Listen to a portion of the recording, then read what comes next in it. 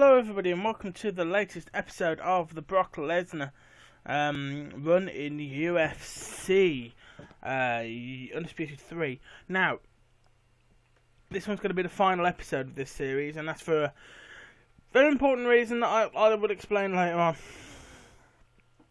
But for now, let's get on with some of the fights. So here we are in quite a short fight with Kevin Hall. I wanted to go into this fight and do the aggression run, going in, fucking throwing punch after punch after punch after punch, getting down to the floor and beating him like a ginger adoptive child. So that's what I wanted to do, and that is precisely what we went and did. Now, this series is going to end based on some of the fight results that you guys are going to be seeing in a moment.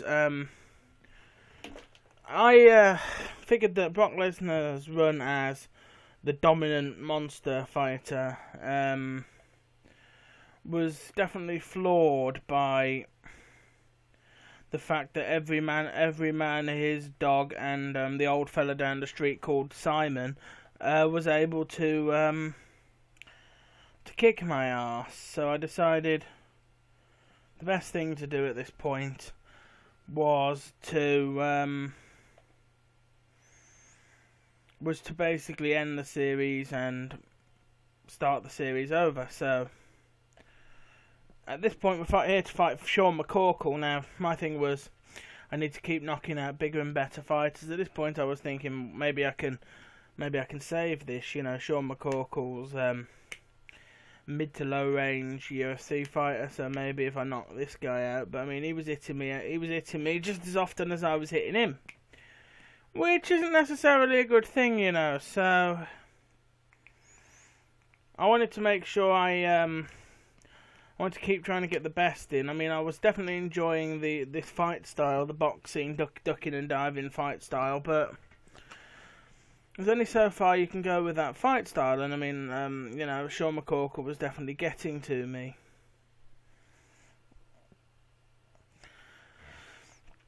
I certainly wasn't as dominant as the real Brock Lesnar, that's for sure.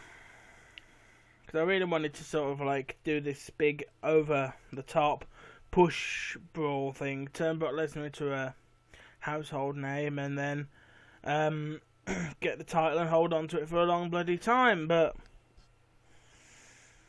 then I found that,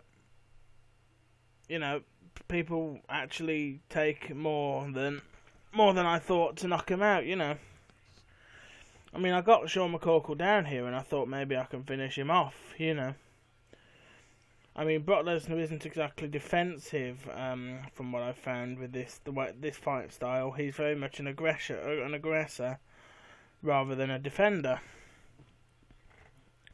And obviously there are benefits to Brock Lesnar to being the out-and-out aggressor, but you've got to be able to hold your own and be able to take a few punches in order to be that powerhouse aggressor. Because if you can't take punches, you've got no chance at all in this game. You've got to be able to take punches as good as the other bloke. So, I know I'm on the back foot when I'm at a stage in a fight that I'm actually cuddling a guy to try and do damage, going for the cuddles, going for the clinch and trying to slam him to the floor so that I'm on top of him behind his back, Then he clocked me with an elbow there, which was quite worrying, but I was still ducking his punches, doing pretty well. He wasn't hitting me all that much, and I was doing quite well. I wasn't too worried about this fight. I was thinking maybe I can, maybe it's going to be end of this round, whatever, I'll take him down, And we go into the round break here.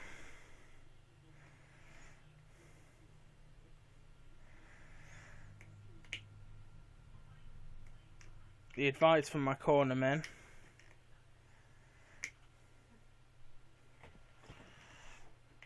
Good fight so far, keep it up. Now that doesn't really help me because it doesn't tell me where I need to get, where I should hit him to finish him off, and that's what I would certainly prefer them to tell me, say, well, you fucked up his right hand side, so maybe you should continue fucking up his right hand side. That would certainly help, I figure.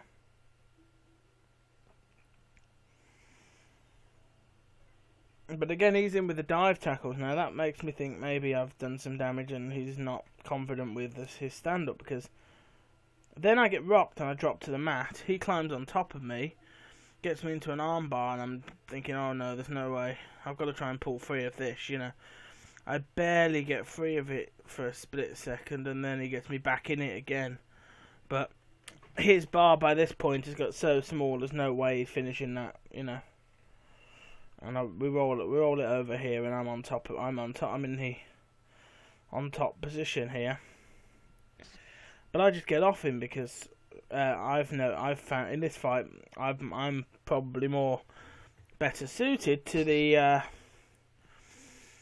ground and to the stand-up game, because that's what I've been doing. I've been turning Brock into like a bit of a boxer kind of thing, But again, I'm up against the cage, and obviously he's in the relatively dominant position here because he keeps getting me on my arse. But I keep fighting back against him and getting back up because I don't want him to have my head against the back of the cage, because that is definitely an unachievable area, really. If with your head against the back of the cage, one clean punch, you'll bang your head off the back of the cage, So I'm continuing the stand-up game. I rock him and he goes down, but I'm worried about mounting on top of him in case he is able to catch me. I catch him here with a knockout. I decided to just pummel his face, but I managed to beat Sean McCorkle. But that was very much a close fight, and that worried me because that fight was closer than it probably should have been. I mean, I was ducking his punches, and I got the cracking knockout there. He dropped like a ton of bricks, But again, the thing is, I wasn't totally. I was a bit worried about how long that fight went. I mean, that's what happens when I fight Sean McCorkle. The hell's gonna happen when I get in the ring with, like, I don't know, Junior Dos Santos, like I am now. What's going to happen when I get in the ring with Junior Dos Santos? Junior Dos Santos is a level above fighters like Sean McCorkle.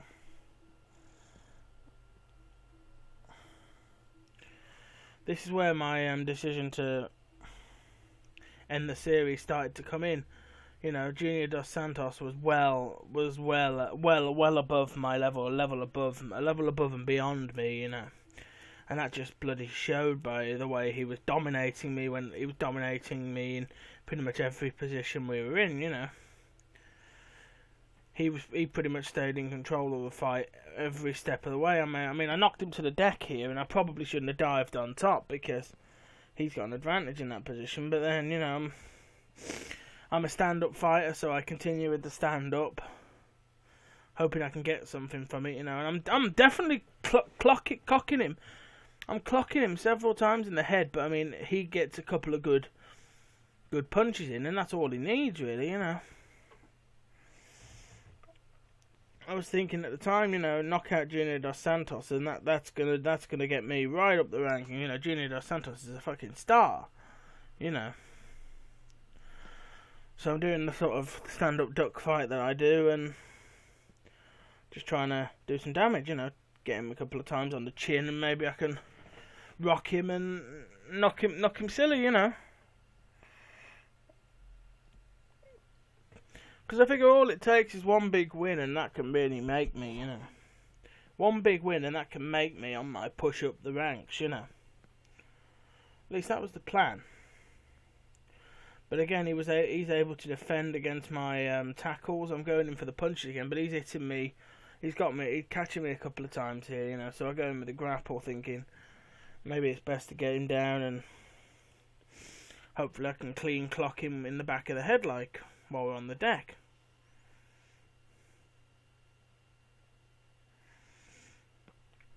I was getting really confident with this fight, thinking maybe I actually can beat Junior Dos Santos. At least that was the idea, thinking maybe I could beat him, you know. Who knows, really? And then he goes and does that. Clean knockout victory for Junior Dos Santos. And that just proved that he was at a level above me, and that he was pretty much playing with me all the way through, you know, knowing that at any moment he can knock me silly. Let's have a replay of that. That kick right to the side of the head, and I just drop like a sack of concrete, you know. I just drop solid like a sack of concrete. Certainly not the image you want to put off when you're trying to really make a push up the rankings. So there's a win for Junior Dos Santos. And now here we are with Eric Richards. Now Eric Richards looked like a 12-year-old boy. So Eric Richards was my attempt to correct that. I just lost to Dos Santos, and I wanted to put on a show and tap somebody out with tap somebody out and make myself look like a dominant fighter again. And that was the purpose with Eric Richards, to beat somebody down so badly that it made me feel better. And I'm certainly catching him, you know.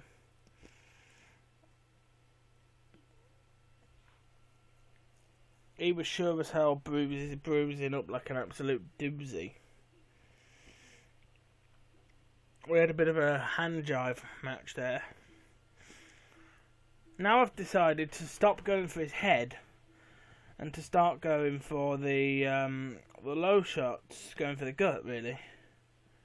And hopefully to do enough damage to his lower stomach area so that I can defeat him by submission somewhere down the line.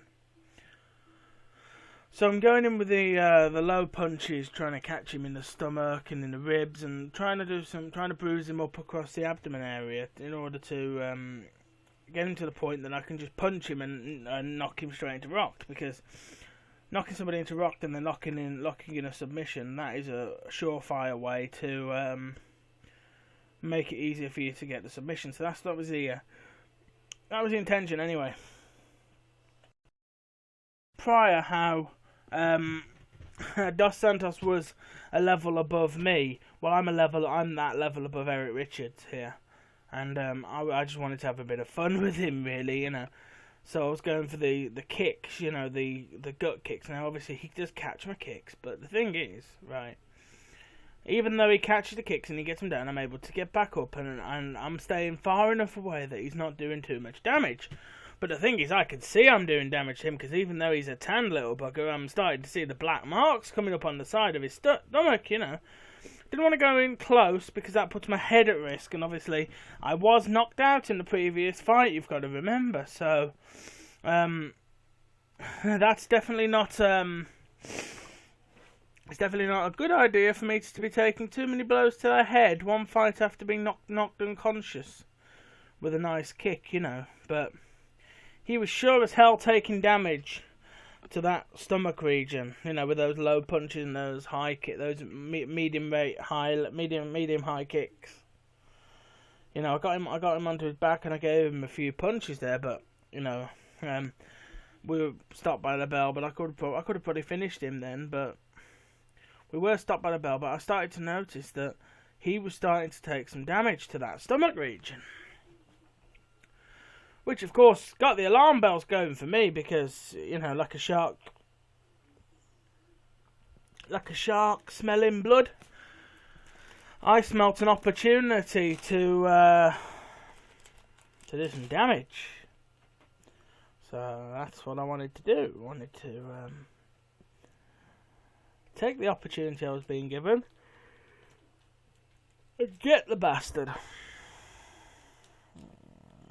So from now on in, it was kicks and nothing but them, you know. Those kicks to that stomach region, knowing he's starting to get hurt here. And you know that because, if you notice, every time I go for a kick, his hands drop down He's favouring that side very heavily, which is a complete bullseye for me. I know he's getting the trips and he's getting on top of me a few times, but I'm able to defend myself on the floor and kick him off. I get a few punches in on his head here and I rock him and he goes down to his knees. So I climbed on top and started mounting him, then pulled him into the choke. He's not hurt enough yet for that choke to work. But I am definitely getting somewhere because that choke is getting really, really, really tight. You know, I will be able to finish him with that choke soon enough. Keep up the hard work and keep up the good damage, and I should be able to finish him this round, is the hope. But you see, there's your bullseye right there. You can tell he's favouring that side quite a bit. And obviously, any part of the body that is legal that the fighter is favouring should definitely be a bullseye for you. See, he keeps moving his hands back from the up position to the holding his side, and there you go. Kick him in the side, and he drops down to the mat. Pull into that choke, and hopefully I can finish it here. If not, it'll be another choke, but. That's definitely really, really tight. There we go. Eric Richards submitted by rear naked choke as a result of his sides being pasted with kicks. I absolutely pummeled his sides there with those kicks and paid off in the end because here I am, the winner.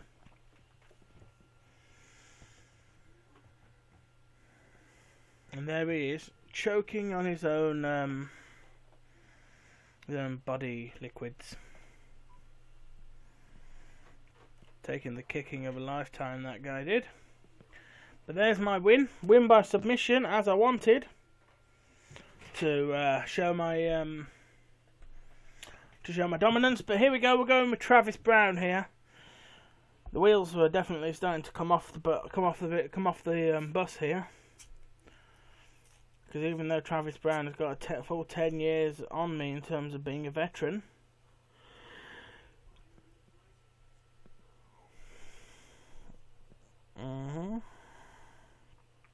I was very high on myself after the pretty much the exhibition match I had with Eric Richards. That was virtually an exhibition. It was never really an issue for me. Travis Brown's a different matter, however. Travis Brown is an actual fighter who is actually going to cause me a problem.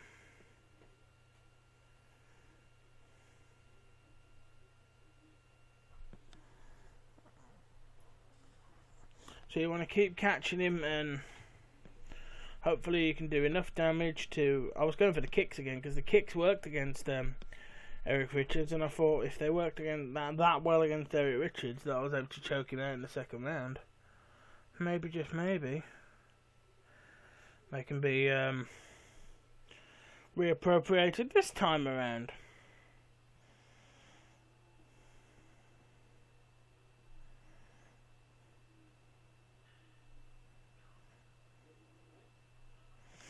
But he's in a relatively dominant position here, which is a worrying position to be in, a relatively dominated position.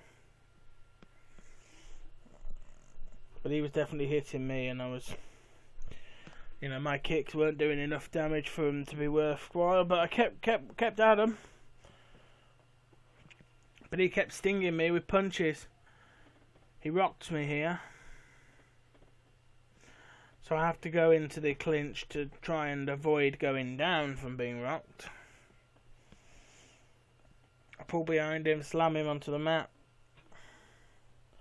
He rolls back over and he's pulled me into the pulled me in. Because I wanted to get some shots in on the back of his head. That was the idea.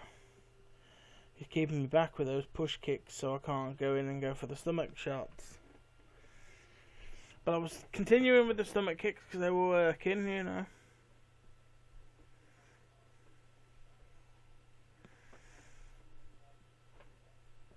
The thing is with MMA is it's very much unpredictable. A power punch can come pretty much out of nowhere, and you find yourself going down, which is never a fun place to be. And look at the damage he's done to my my left eye there. You know, I've definitely got a nice cut up on the left hand side. So good job executing your throws. You need to block his transitions. So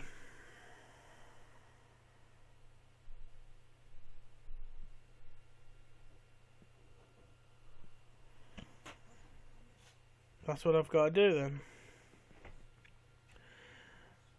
I get to have a look now and see how much damage I've done. There is definitely a welt starting to appear on his left hand side, but they're not coming in as quickly as the other guy, and he's definitely starting to get defensive of that side though, but it's whether or not the damage that's starting to come in is going to take effect quick enough for the fight to be saved by it.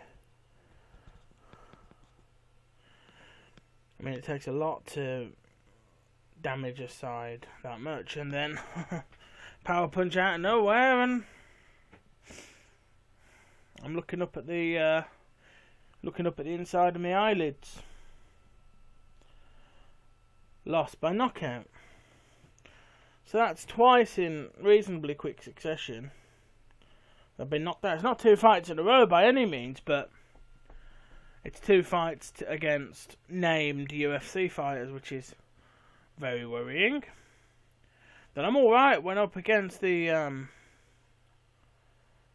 no-marks from Cobb County, Georgia, and that sort of thing. But when I come up against the actual fighters, I have problems. So we're coming here now against Sean McCorkle. Once again, it's a named UFC fighter, which is probably could well be a problem for me. After all, you know, named UFC fighters have been my bogey, really, you know, in terms of this career run. So again, I'm in with the punches and the kicks. This time I'm not gonna. This time I'm sure as hell not gonna rely on the knockout, the injuries to the gut kick. That worked once and against one fighter, so that's definitely a tactic that works against that fighter if I were to encounter him again, but it's sure as hell not a tactic that's going to work against everyone. Certainly not. So I want to go in with right and left punches and try and play the stand-up game. It's probably all I've got at this point, you know. But obviously McCorkle's pretty good with his kicks. That's definitely something to worry about here.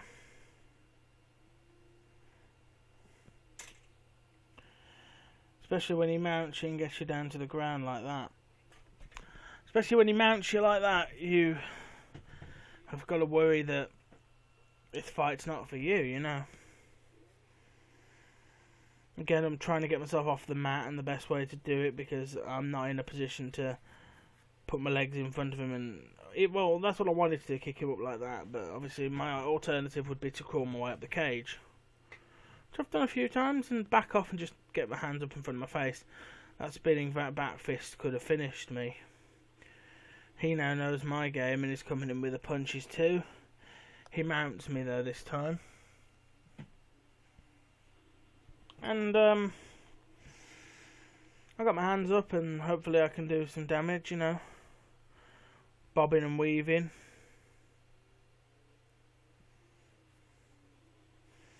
A couple of seconds left in the round. He's on my back. I managed to throw him over. Best thing to do is keep my hands up and try not to get too hurt. Because obviously the referee's going to stop us here and send us into the brand break, where we can gain advice from our corners and hopefully find a way to progress. So I'm now being told he can't take much more damage, so there's my sign to keep going with what I'm doing. It's fucking working. Not totally sure how much damage I've taken, but he certainly can't take much more, so we're going into the second round here. Beautiful young lady in a swimming costume tells us that. But we get into the fight here and continue with the punches, and they're working. He's rocked. He goes down to his back. I climb on top and I try and finish there with the ground and pound standing slam, but that didn't work out. I get up instead here and continue with the back and forth stand up fight, you know. And he goes down. So obviously I get a knockout there. But the thing is, every other fight being a knockout against me certainly isn't the record I was hoping for. So let's go into the second. We're going to go into the second last fight now. As soon as wow, that was actually quite a nice knockout. But we're going to go in here for, this is like a rematch fight, a big deal fight. This next one. Next one's going to be a big deal because we've had a knockout. We've been knocked out twice this episode. And we've knocked one guy out. Made the other one, who looks like a 9-year-old boy, scream for his mummy. But here we are, up against Stefan Skyscraper Struve. A guy who's beaten us before. Who, frankly, I would have been happy to continue the series if I'd beaten him. He's somebody I definitely wanted to beat. Because he's always been a bogey fighter for me whenever I've played this game. Every time I've come up against this guy, he's given me problems. His fighting style is just one that I always have problems with.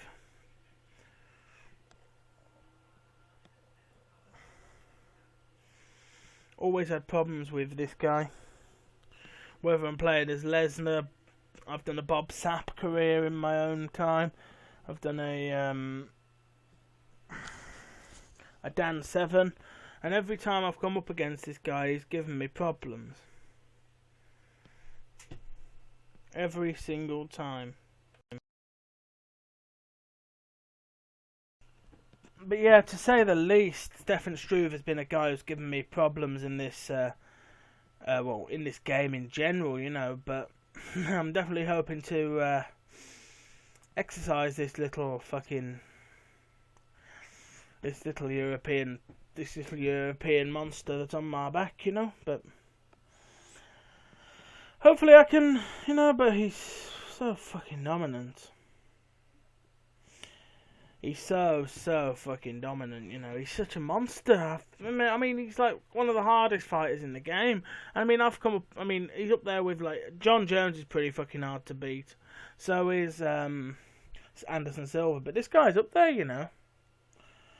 You know, I've beaten Velasquez in other playthroughs. I've beaten Roy Nelson. I've beaten Lesnar. Lesnar's pretty tough. I managed to knock him to his back there, and I'm hoping that hopefully I've done some damage. But again, he's getting me every time, you know. He's definitely controlling this one. You can definitely feel that he's got an advantage in this. Even though I managed to slam him onto the floor and get free before he did anything.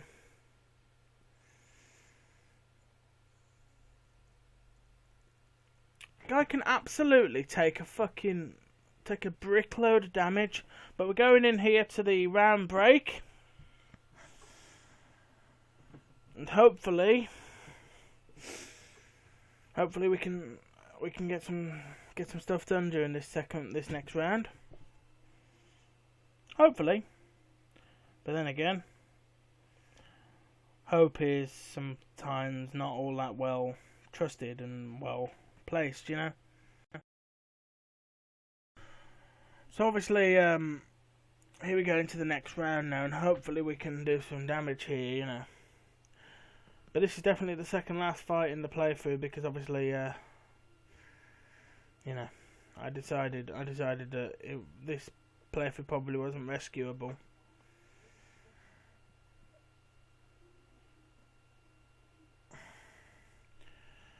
The thing is, he's got such an amazing reach as well. You know, he can like fucking, you know, moves where I have to use a kick to hit him. He can do it with a fucking jab, you know. But I'm definitely catching him with stingers there, you know. The duck tactic does seem to be working. He goes in for a grapple here. I'm starting to be relatively confident that I can actually take him out, you know.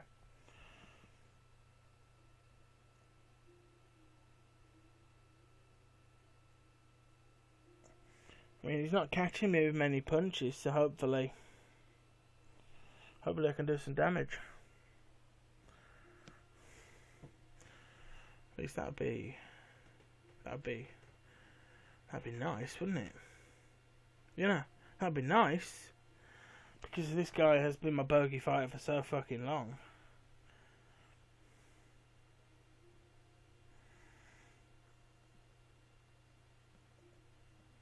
Good stinger punch there. Come on, we can beat this guy. Hopefully we can beat this guy. That's my plan. Come on, let's beat him. Come on. Come on, Brock. Keep going. You're doing well.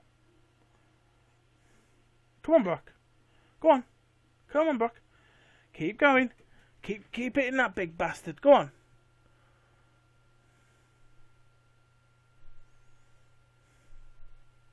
Come on, Brock. Come on. Come on. Go on. Go on, mate. Go on. Getting worried about those kicks. Come on. Oh, fuck. That was not good. Shit. Skyscraper Struve puts me down again.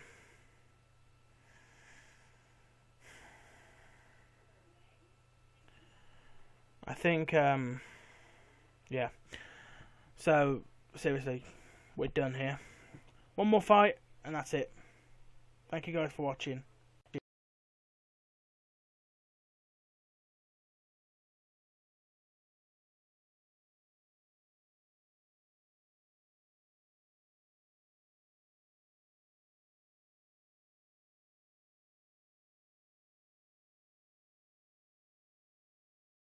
The time is now. We've reached the final fight in this career run. The final fight in the Brock Lesnar career. So, as bittersweet as this is, let's go into our last ever fight against Brendan Schaub. Now obviously this wasn't the last fight in the actual career mode, it was the last fight by my choice. You see, the way I understand this game is, when you start with a career fighter, obviously you've got that little boost because you've got that fighter's ability. But in order to make the fighter good, you've got to even out their stats relatively well. Try and keep the stats good, keep the defense, keep the defense up, whilst also keeping the offense up so that you can actually be an offensive fighter. Thing is, I've pushed Brock Lesnar up too fast. He's now too strong and not defensive enough, as you've seen by the multiple knockouts earlier. So I decided after this fight, I basically said, if I lose this fight by knockout, I'm ending the career, and that's what it is. Because, like, 2-3 knockouts in 5 fights is completely ridiculous. So after this fight, obviously I ended his career because I lose this one by knockout. So what I decided to do with this was to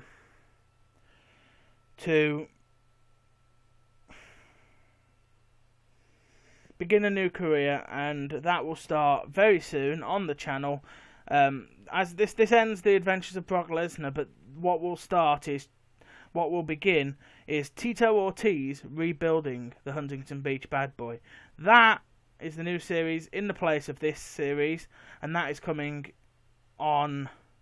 That one will come up next week on the next upload day for the Brock Lesnar series. The Tito Ortiz story will start. But what I want you guys to do is start getting comments in to let me know what you want me to do after Tito Ortiz.